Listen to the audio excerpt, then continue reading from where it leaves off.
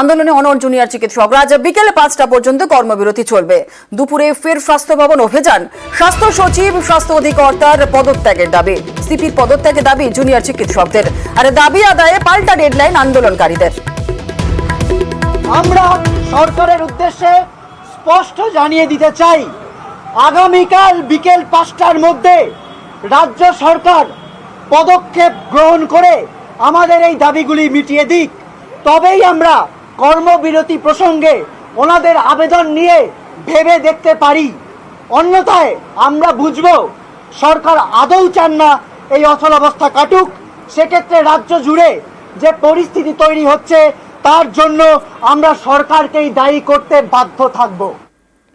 Supreme কোর্টে কপিল সিব্বল এবং সরকার আন্দোলনের অভিমুখকে জনবিরোধী বলে দাগিয়ে দেওয়ার চেষ্টা করছেন।